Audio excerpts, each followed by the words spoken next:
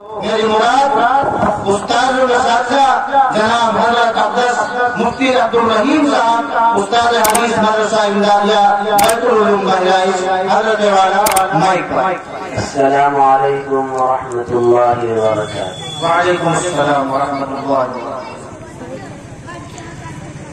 الحمد لله نحمده ونستعينه ونستغفره ونؤمن به ونتوكل عليه ونعوذ بالله من شرور أنفسنا ومن سيئات أعمالنا من يهده الله فلا مضل له ومن يضلله فلا هادي له وأشهد أن لا إله إلا الله وحده لا شريك له وأشهد أن سيدنا وسندنا وشفيعنا وحبيبنا وإمامنا وقدوتنا ومولانا محمدا عبده ورسوله صلى الله تبارك وتعالى عليه وعلى آله وصحبه وبارك وسلم تسليما كثيرا كثيرا أما بعد فأعوذ بالله من الشيطان الرجيم بسم الله الرحمن الرحيم وما كان لمؤمن ولا مؤمنة إذا قضى الله ورسوله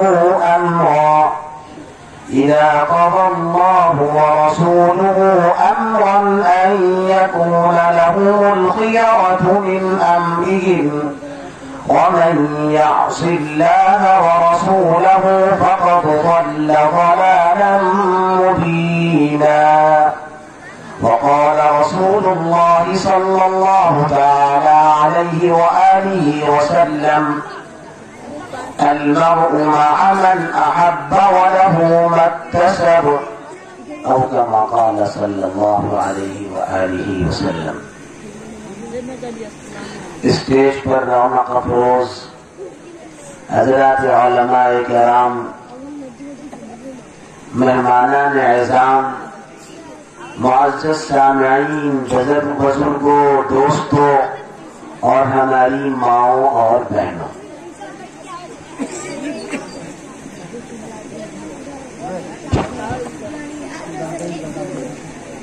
ایک مرتبہ جناب رسول اللہ صلی اللہ تعالی علیہ وآلہ وسلم وضو کر رہے تھے۔ آپ جب وضو فرما رہے تھے تو صحابہ رضی اللہ عنہم اجمعین آپ کے وضو کا پانی زمین پر گرنے نہیں دے رہے۔ جو پانی آپ کے وضو کا نیچے گر رہا تھا، صحابہ اس پانی کو اپنے ہاتھ میں لے لیتے اور زمین میں اسے گرنے نہیں دیتے۔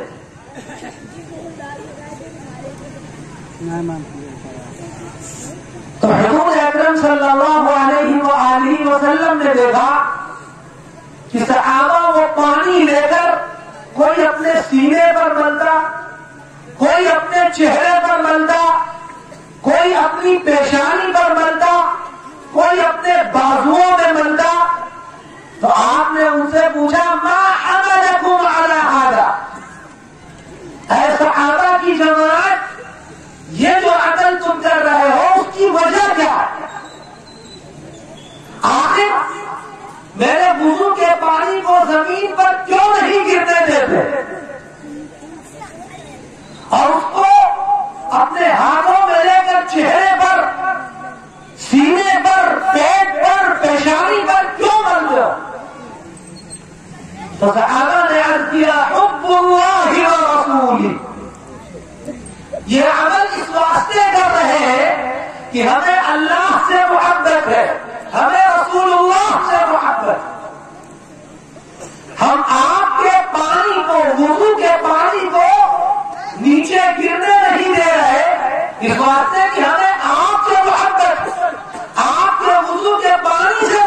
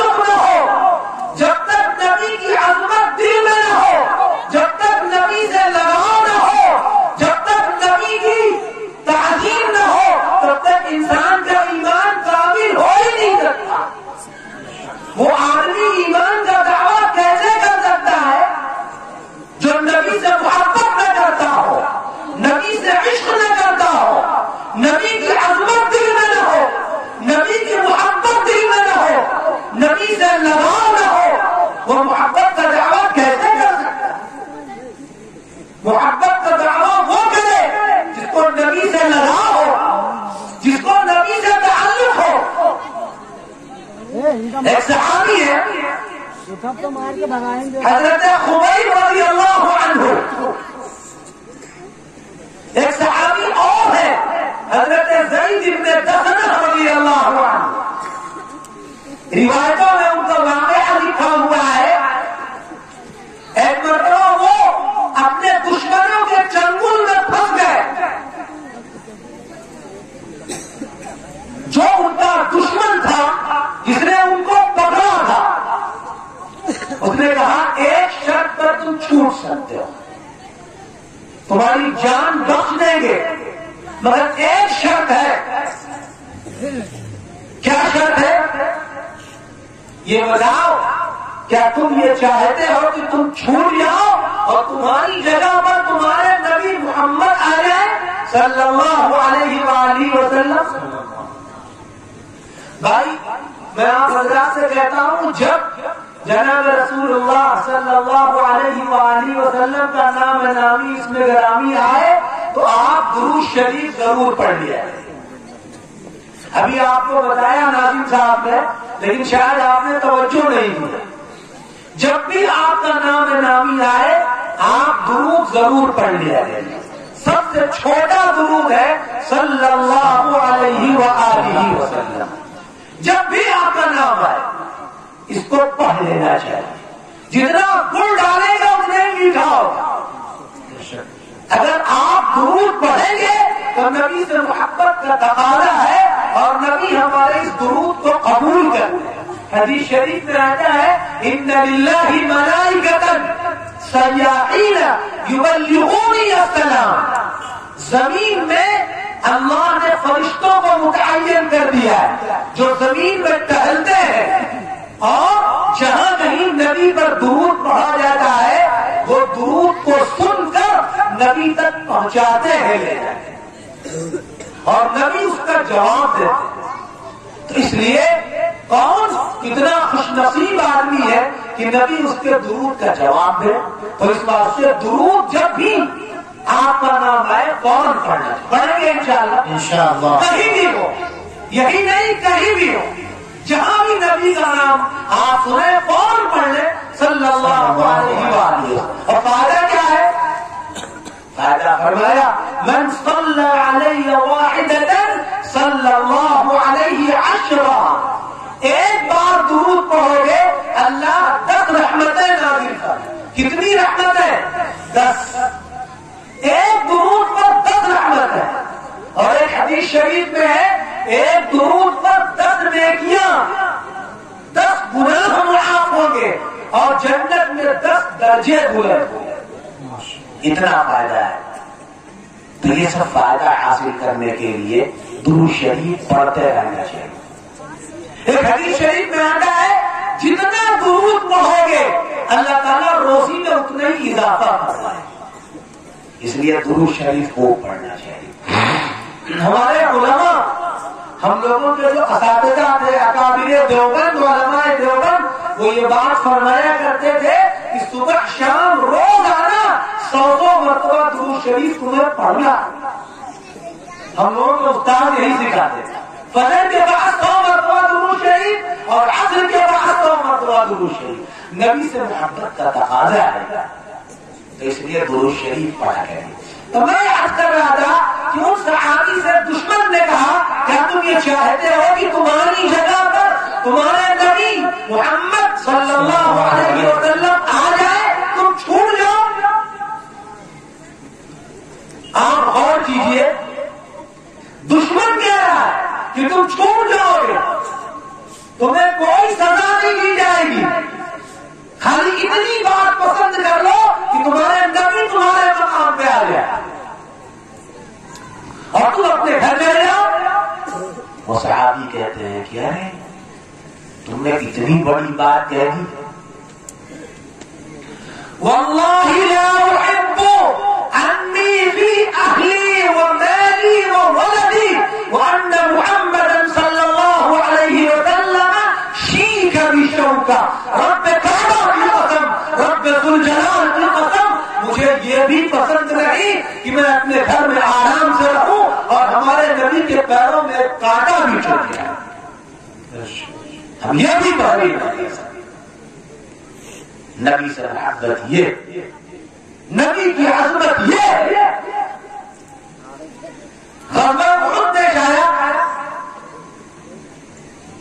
بہت سے صحابہ شہید ہو گئے، ایک عورت آئی، ان کو معلوم ہوا کہ ہمارے آقا بھی شہید ہو گئے، دوڑتی ہوئی آئی اور پوچھا ہمارے نبی کہاں ہے؟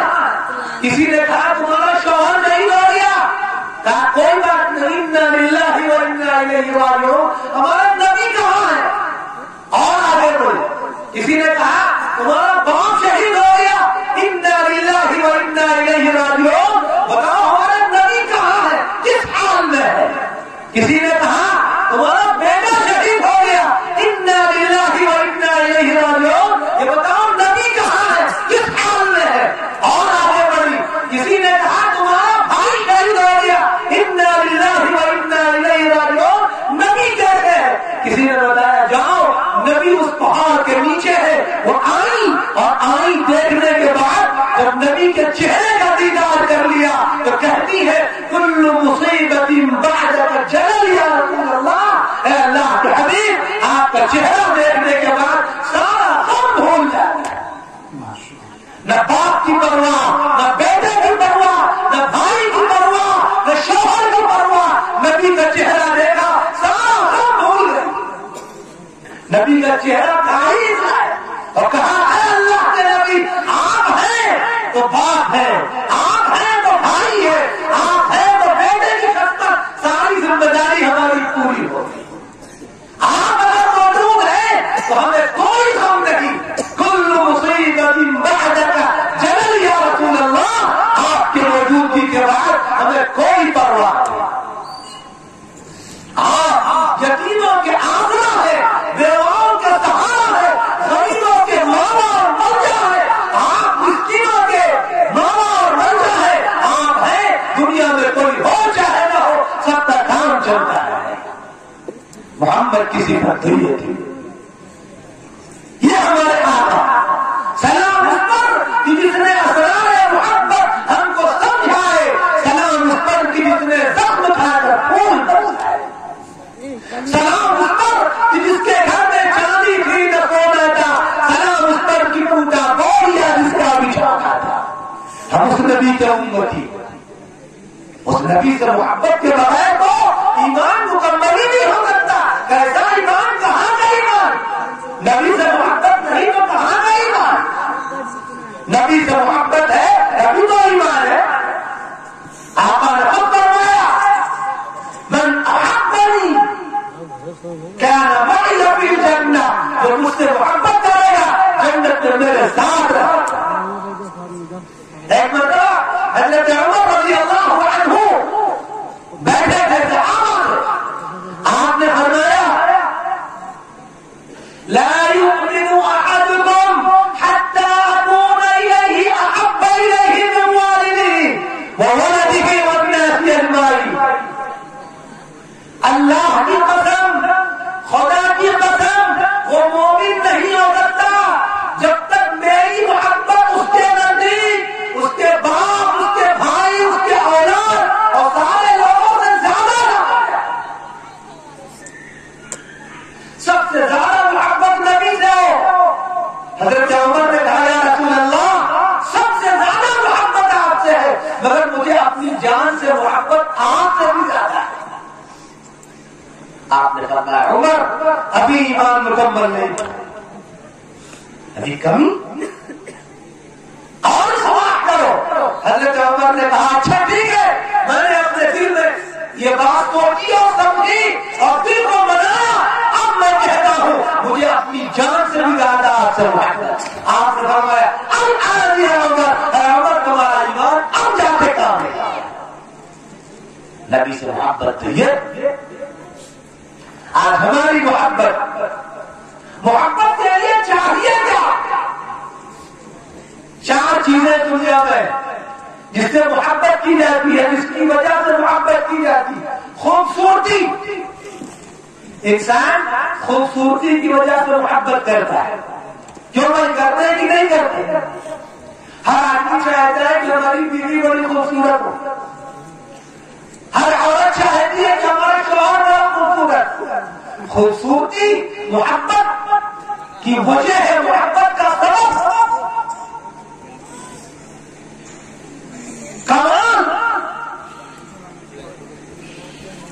کمالات، خوبیاں محبت کا سبب. کسی کے اندر خوبی ہے، کسی کے اندر کمال ہے، لوگ اس سے محبت کرتے ہیں.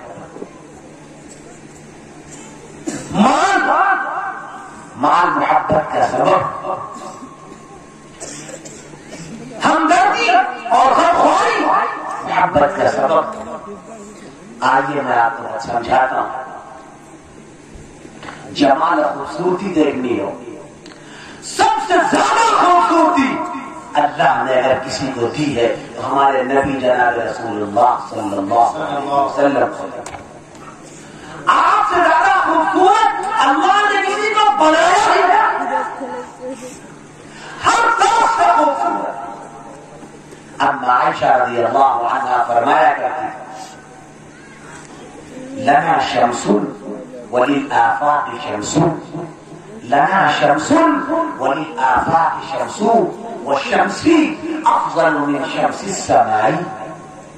اے لوگوں، ایک دنیا والوں کا سورج اور میرا ایک اپنا سورج.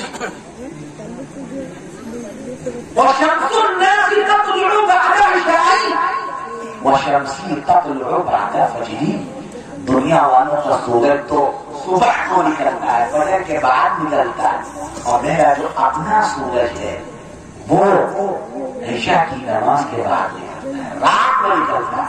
نبی کی خوبصورتی ہے. اما عائشہ رضی اللہ عنہا خود بیان کرتی ہے، حدیث کی کتابوں میں ہے، جبکہ روایت کمزور ہے، مگر اما عائشہ بیان کرتی ہے میں نے حضرت حفصہ سے ایک سوئی لیا تھا، سل رہی تھی، وہ سوئی گر گئی تاریکی میں، اندھیرے میں وہ سوئی نہیں مل رہی تھی. اللہ کے نبی تشریف لائے، آپ کے چہرے کی روشنی پر میں نے سوئی کو تلاش کر لیا. نبی کی خوبصورتی تو یہ ہے. کسی کی خوبصورتی ایسی کہ سوئی تلاش ہو جائے. یا آپ نے یہاں پر یہ لائٹ لگا رکھی، یہ ہائیڈروجن لگا رکھا ہے، اس ہائیڈروجن میں آپ کو سوئی ملے گی؟ بہت تیز روشنی، مگر نبی کے چہرے کی چمک، نبی کے چہرے کی روشنی سوئی تلاش کرنے سے مل جائے گا. حضرت جابر رضی اللہ عنہ نبی کے مقدس صحابی جابر بن سمرہ ایک مرتبہ فرماتے ہیں کہ میں مدینہ کے اندر بیٹھا تھا، مسجد نبوی میں بیٹھا تھا، ہمارے نبی نیچے بیٹھے ہوئے تھے. آپ کے اوپر دھاری دار چادر، گوڑا خوبصورت بدن، اوپر 14 رات کا چاند چمک رہا تھا، نیچے مدینے کا چاند بیٹھا ہوا تھا، اوپر آسمان کا چاند چمک رہا تھا. فرماتے ہیں کہ میں کبھی چاند کو دیکھتا، کبھی نبی کے چہرے کو دیکھتا، کبھی چاند کو دیکھتا، کبھی چہرے کو دیکھتا، میں فیصلہ نہیں کر پا رہا تھا کون زیادہ خوبصورت ہے. مجھے کہنا پڑا فَإِذَا هُوَ عِنْدِي أَحْسَنُ مِنَ الْقَمَرِ. خدا کی قسم محمد کا چہرہ تو چاند سے بھی زیادہ خوبصورت ہے. ہمارے نبی یہ تھے.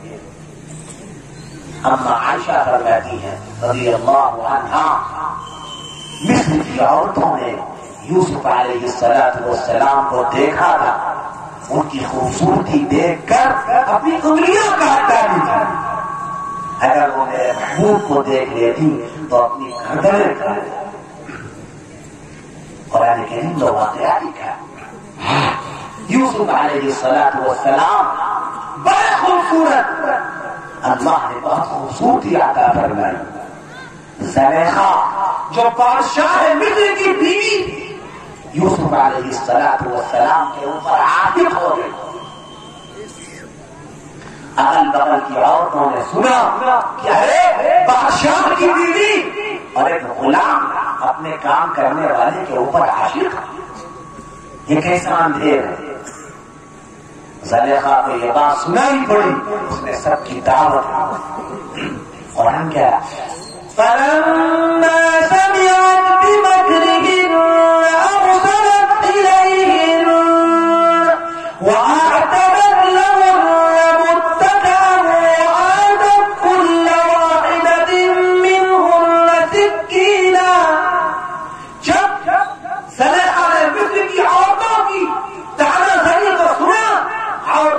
بلا ہے، آؤ تمہارے ناشتے کی دعوت ہے، کھانے کی دعوت ہے، عورتیں آ گئی، بہترین بستر لگا دیا بیٹھنے کے لیے، سامنے پھل رکھ دیے، سب کو کاٹنے کے لیے چاقو رکھ دیا سامنے، عورتیں بات کر رہی ہیں، مزے میں مگن ہے، بالکل اپنے چھری سے پھل کاٹ رہی ہے۔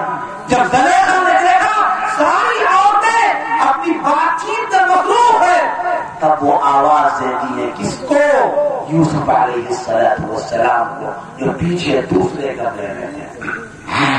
وقالت اخرج علیہم، یوسف ذرا باہر تو آؤ، ذرا اپنی خوبصورتی دکھاؤ تو ان کو، اپنے چہرے کی جگہ دکھاؤ تو ان کو، یہ مجھ پر تانا مار رہی ہے، ذرا یہ دیکھیں، یہ برداشت کر پائے تو ہم جانے۔ یوسف علیہ السلام آ گئے باہر، مصر کی عورتوں نے یوسف علیہ السلام کو دیکھا، پھل کاٹنا، چھری چلانا بھول گئی بے خودی میں، اور بجائے پھل کے اپنی انگلیاں کاٹ رہی۔ فلما رأينه أكبرنه وقطعن أيديهن وقلن عاش لله ما هذا بشرا، جب ان عورتوں نے یوسف علیہ السلام کو دیکھا، اکبرنہ تو بہت عظیم سمجھا ان کو، وقطعن أيديهن اور اپنی انگلیوں کا کاٹ ڈالا۔ کیا کہا؟ بس زبان کہا تم نے، وَقُلْنَا عَاشَ لِلَّهِ مَا هَذَا بَشَرًا، اللہ کی قسم یہ تو انسان ہے ہی نہیں، انسان اتنا گورا کہاں ہوتا ہے، انسان اتنا خوبصورت کہاں ہوتا ہے، إِنْ هَذَا إِلَّا مَلَكٌ كَرِيمٌ، یہ تو آسمان سے فرشتہ اترا آیا۔ اما عائشہ فرماتی ہے، اگر مصر کی عورتوں نے ہمارے محبوب کو دیکھ لیا ہوتا، کون محبوب؟ سید العرب والعجم، آقائے مکی و مدنی، احمد مصطفیٰ محمد مصطفیٰ صلی اللہ علیہ وآلہ وسلم، تو ان کی خوبصورتی دیکھ کر وہ اپنی قدریں کاٹتا، اتنے خوبصورت ہے۔ حسن یوسف دم عیسیٰ، حسن یوسف دم عیسیٰ، ید فیضا داری، آنچ خوبا ہما دارن تو تنہا داری، جو ساری خوبصورتیاں، ساری خوبیاں تمام نبیوں میں جمع تھی، وہ نبی آخر الزمان میں اکیلی جمع ہے۔ تو وہ آئینہ ہے کہ تجھ جیسا دوسرا آئینہ نہ ہماری بند خیال میں، نہ دکان آئینہ ساز میں۔ آپ تو وہ خوبصورتی ہے اللہ کے خزانے میں، محمد جیسا کوئی دوسرا ہے ہی نہیں، اے محمد صلی اللہ علیہ وآلہ وسلم کوئی نہیں۔ تو خوبصورتی اللہ نے اتنی دی، کیوں بھائی؟ خوبصورتی کی وجہ سے اگر محبت کی جاتی ہے تو ہمارے نبی اس بات کے مستحق ہیں کہ نہیں ہے کہ ان سے محبت کی جائے، ہے کہ نہیں؟ اٹھاؤ ہاتھ، کون کون بتاتا ہے مستحق نبی کا؟ کیوں؟ سب سے زیادہ خوبصورت تھا، سب سے زیادہ صحابہ تو کہا کرتے تھے کہ جب تک نبی کو نہیں دیکھا، دشمن تھے پہلے نبی کے، جب تک نہیں دیکھا دیکھا تو چہرے سے نگاہ ہٹانے کی طبیعت بھی نہیں چاہتی۔ ایک صحابی ہے حضرت عبداللہ ابن زید ابن عبد ربہ رضی اللہ عنہ، یہ وہ صحابی ہے جن کو خواب میں اذان کے الفاظ سنائی پڑے تھے۔ ان کا واقعہ لکھا ہے، جب جناب رسول اللہ صلی اللہ تعالی علیہ وآلہ وسلم دنیا سے تشریف لے گئے، آپ دنیا سے پردہ کرنا ہے، تشریف لے گئے، پس پردہ کرنا ہے، آپ کو دفن کر دیا گیا۔ اگلے دن صبح کو مسجد میں آئے، اور جب ہمارے آقا کا دیدار نہیں ہوا، آپ کے چہرے پر نگاہ نہیں پڑی، بے قرار ہو گئے اور دعا کی اللہم اخلبنی نور بصری، اے اللہ میری نگاہ کی روشنی کو چھین لے۔ اب وہ آنکھیں کس کام کی جو محمد مصطفیٰ صلی اللہ علیہ وسلم کے چہرے کا دیدار نہ کر پائے۔ مجھے ایسی آنکھ کی بینائی نہیں چاہیے۔ مستجاب الدعوات پہ دعا قبول ہو گئی، آنکھوں کی روشنی چلی گئی۔ صحابہ کی محبت یہ تھی۔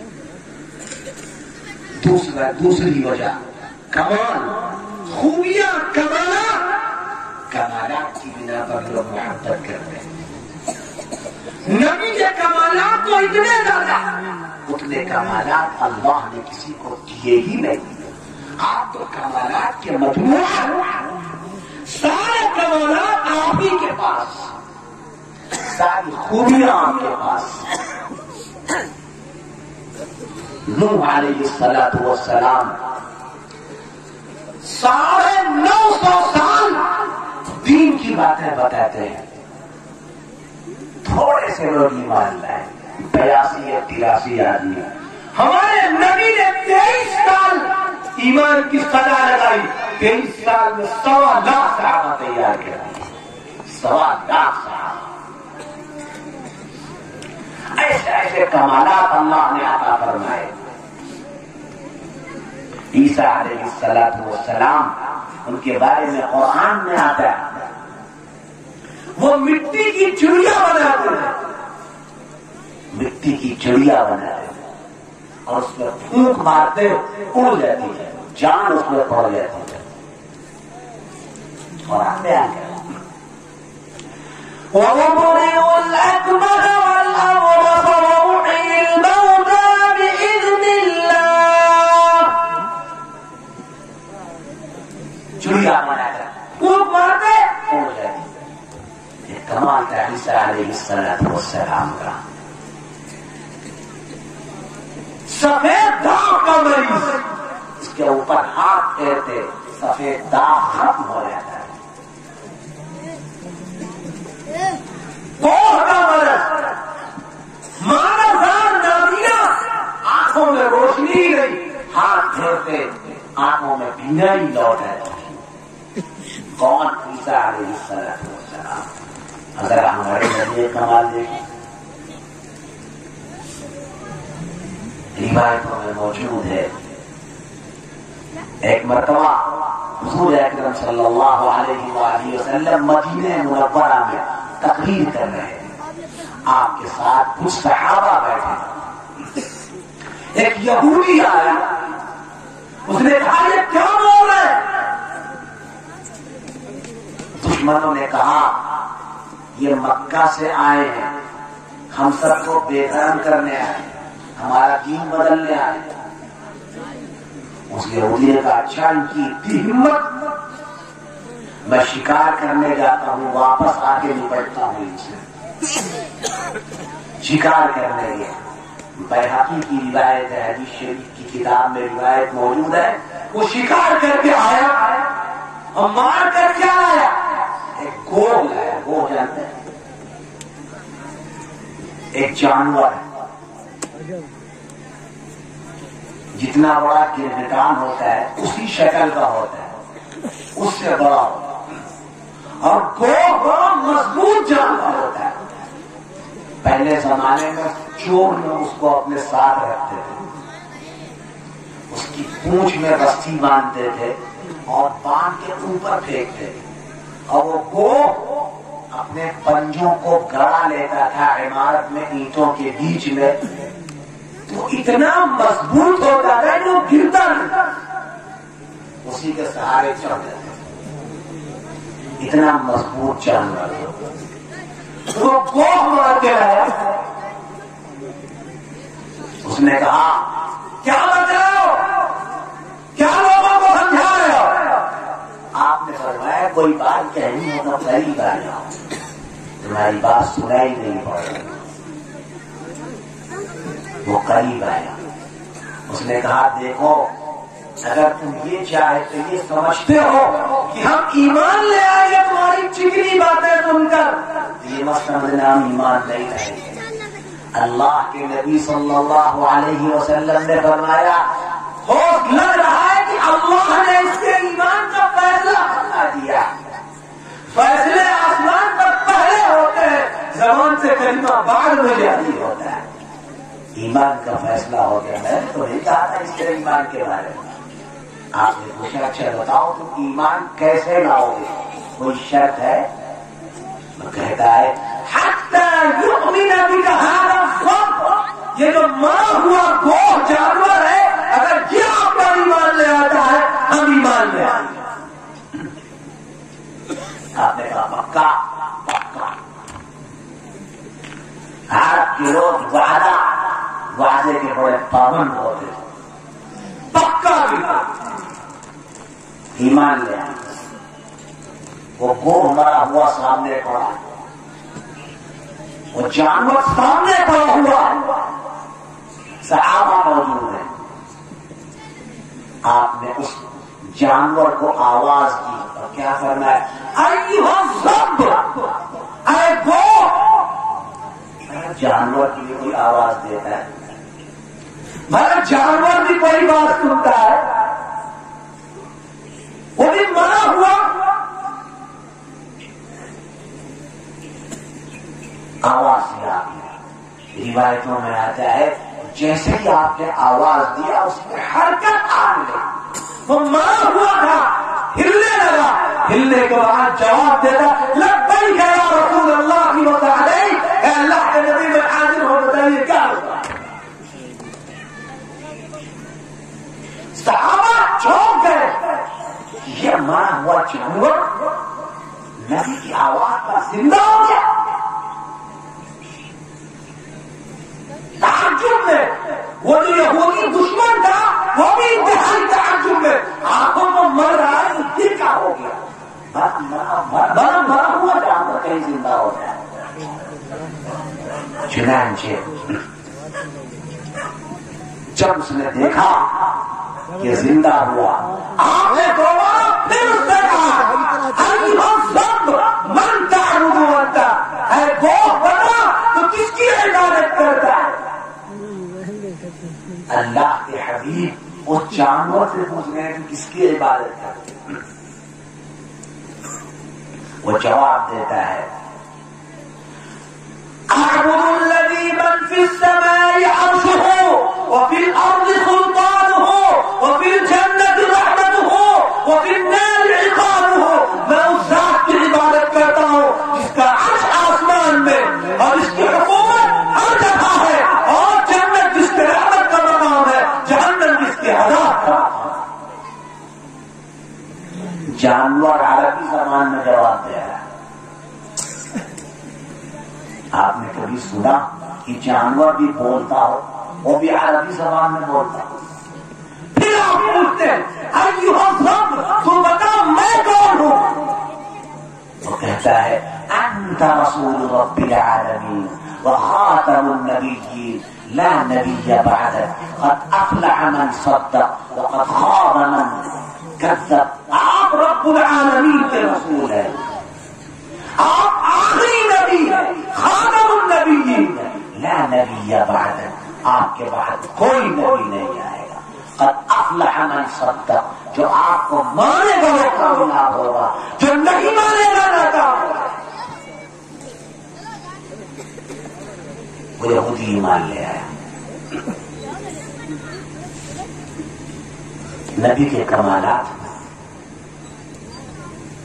ہم نے سنا تھا کہ جانور عیسیٰ علیہ السلام زندہ کر دیتے، لیکن زندہ کرتے بلوانے، یہ کمال تو ہمارے نبی کا۔ کنکریاں اپنے ہاتھ میں بولتی تھی، کنکریاں۔ ابو جہل آیا،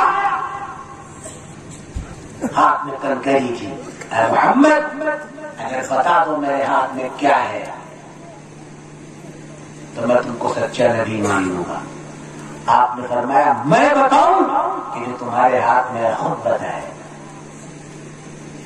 ہاتھ میں کنکری کی، تو نے خود بتا دیا لا الہ الا اللہ محمد الرسول اللہ، آپ اللہ کے رسول ہیں، کنکریاں کلمہ پڑھنے میں ایسے کمالات۔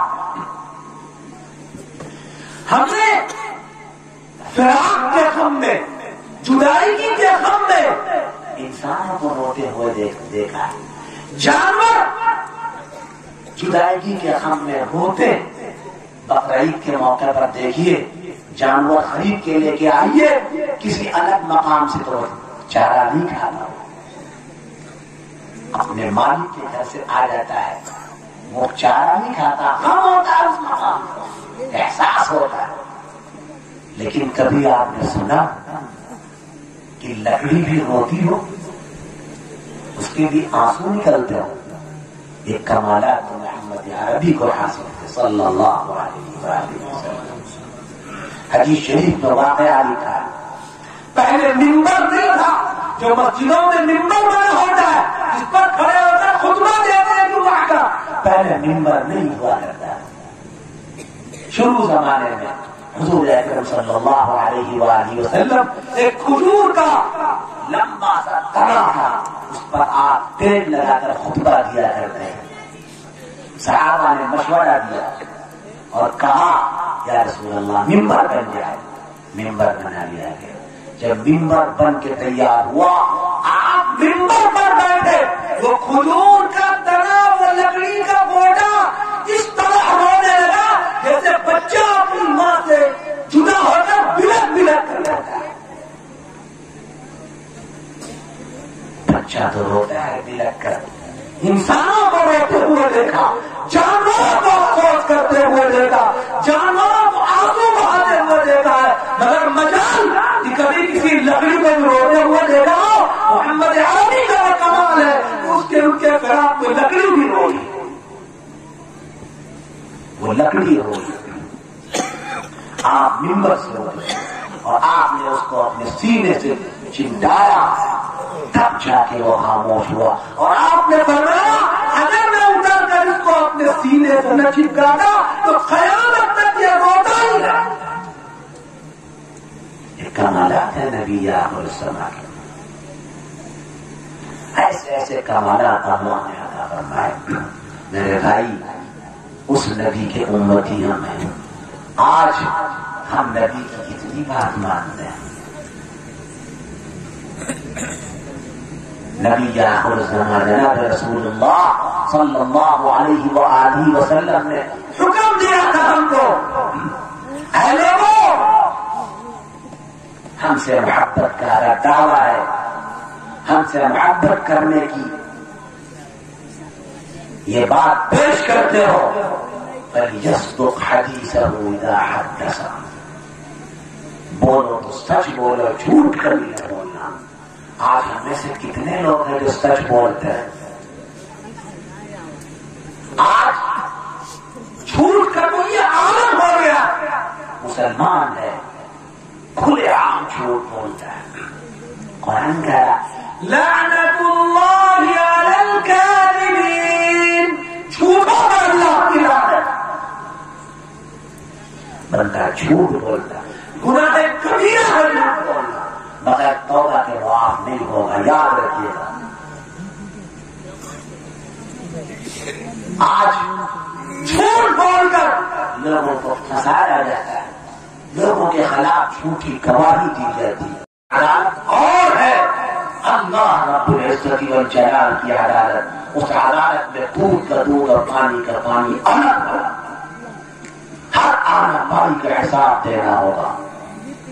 يحشر الناس يوم القيامة حفاة عراة غرلا، میدان محشر میں تمہیں جمع کیا جائے گا، كما تحيون تموتون وكما تموتون تحشرون، جیسے پیدا ہوئے تھے ویسے ہی مرو گے، جیسے مرے تھے ویسے ہی زندہ کیا۔ میدان محشر میں حساب ہوگا، اللہ کی بارگاہ میں جواب دینا پڑے گا۔ عن عمره فيما أفنى، یہ زندگی کہاں گواری، وعن شبابه فيما أبلى، جوانی اتنی بڑی نعمت، جوانی کہاں لائے گا؟ کہاں خرچ کیا؟ آج نہ حلال کی پرواہ نہ حرام کی پرواہ، حالات یہ جو جس طرح چاہتا ہے، لا یدری امن الحلال ام من الحرام، کچھ نہیں پتا مال کیسے کما رہے۔ یاد رکھیے گا کل قیامت میں خون کے آنسو رونے پڑیں گے۔ 1 روپیہ حرام کا نبی نے ساتھ، آج آدمی سود کھا رہا ہے، پیاز کھا رہا ہے۔ حدیث شریف میں آتا ہے درہم ربا یأکلہ الرجل وهو یعلم اشد من 36 زنیۃ، 1 روپیہ سود کا کھانا، 1 روپیہ سود اور پیاز کا کھانا اپنی ماں کے ساتھ 36 مرتبہ منہ کالا کرنے سے زیادہ خطرناک ہے۔ آدمی سود و بیاج کھا رہا ہے، آدمی دوسروں کی حقوق مار رہا ہے، زمین دبا رہا ہے۔ دیہات کا علاقہ ہے، دیہات والے میل جوڑنے بہت مارے، دیہات والے میل جوڑنے بہت مارے، لیکن یاد رکھیے گا اگر ایک بالشت، جس کو ایک بتا کہتے ہیں آپ، اس کی بھی زمین کسی کی لے لی، کل قیامت میں 7 زمین کا ہار بنا کر گلے میں ڈالا جائے گا، کوئی بچا نہیں سکتا وہاں، نہ مال کام آئے گا نہ اولادیں کام ہے، کچھ نہیں۔ یوم لا ينفع مال ولا بنون، نہ مال کام آئے گا نہ اولادیں کام، کچھ نہیں کام۔ یہی اولاد جس کے لیے بے ایمانی کی تھی، جس کے لیے چوری کی تھی، کل قیامت میں ہمارے کام یہ نہیں آئے گے۔ حدیث شریف میں آقا نے فرمایا قیامت میں ایک آدمی آئے گا جو بڑی نماز لے کے آئے گا، بہت روزے لے کے آئے گا، حج بھی اس نے کئی کر رکھے ہوں گے، لیکن فیصلہ ہوگا اس کو جہنم میں لے جاؤ۔ لوگ کہیں گے اکل عیالہ حسناتہ، اس کے اہل و عیال نے، بال بچوں نے اس کی نیکیاں کھا لی، چٹ کر۔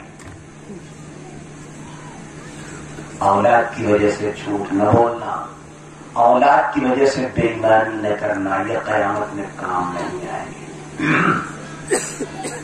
قرآن نے بہت صاف کہا ہے سورہ تغابن میں، یا ایھا الذین آمنوا ان من ازواجکم واولادکم عدوا لکم، اے ایمان والو تمہاری بیویاں، تمہاری اولادیں تمہارے دشمن ہیں، یاد رکھنا، ان کی وجہ سے تمہاری آخرت ضائع نہ ہو۔ بے ایمانی کیوں کرے؟ بیوی کو اچھا کھلانے کے لیے، بیوی کے لیے سونے کا ہار دلانے کے لیے۔ بے ایمانی کیوں کرے؟ بیٹے کے لیے اچھا کاروبار دلانے کے لیے۔ قیامت میں کوئی کام نہیں آئے گا۔ جس نبی کا تذکرہ ابھی کر رہے تھے انہوں نے یہی باتیں بتائی، المرء مع من احب وله ما اكتسب۔ ہم اور آپ نبی کے غلام ہیں، نبی کے فرما بردار بن کر۔ ایک واقعہ سنا کے اپنی بات ختم کرتا ہوں، جو میں نے آیت پڑھی تھی۔ ایک صحابی ہے حضرت سعد اسود رضی اللہ عنہ، کالے کلوٹے غلام تھے، انتہائی کالے کلوٹے، ان کی شادی نہیں ہو رہی ہے۔ وہ آئے، اے اللہ کے حبیب میری شادی نہیں ہو رہی۔ آپ نے فرمایا اچھا فلاں قبیلے میں جاؤ، اس سردار کے ہاں جاؤ، کہہ دو تمہاری بیٹی سے رشتہ کرنا چاہتا ہوں۔ انہوں نے کہا اللہ کے نبی وہاں ہم کو بھیجیں گے، پٹائی ہوگی کہ بچے گی؟ آپ نے فرمایا چاہو تو صحیح۔ وہ گئے، وہاں جا کر انہوں نے آواز لگائی، کنڈی کھٹکھٹائی، وہ سردار نکل کے آیا، وہ بھی صحابی تھے، دیکھا کالا کلوٹا آدمی، چہرے پر 12 بج رہے تھے، کالا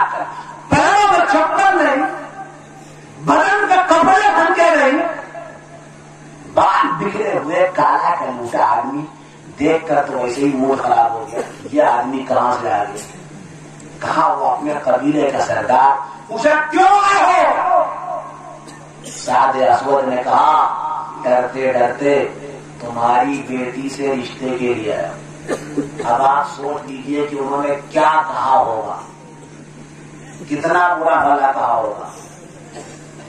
اگر کوئی بھیک مانگنے والا آپ کے گھر پہ آ جاتا ہے کہ تمہاری بیٹی سے رشتہ کر رہے ہو تو کیا کریں گے آپ بتائیے؟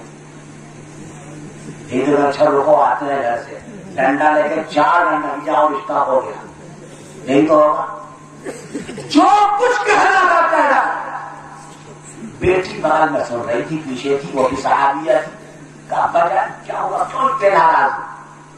کہا بیٹا ایک کالا کنوٹا آیا تھا رشتہ لے کر تمہارا. بیٹے نے اچھا کیا کیا آپ نے؟ ارے کہتا کیا ٹھگا دیا اس کو. تو بیٹی نے کہا ابا جان ایک بات سمجھ میں نہیں آئی کہ وہ کالا کنوٹا غریب آدمی آخر وہ رشتہ لے کر ہمارے گھر آیا کیسے, اس کی ہمت کیسے ہوئی, ذرا معلوم کریے. وہ سمجھ گئی ایسے نہیں آ سکتا. یہ گئے اس کے پاس, روکا بھائی تم کیوں آئے ہمارے گھر, تمہیں کس نے بھیجا؟ حضرت سعد اسود نے کہا کہ اگر آپ نے کہنے دیا ہو تو تب تو کہتے ہم کچھ, خالی ایک بات کہی تو آپ نے اتنی ہم کو سنا دی. اچھا اب بتا دو.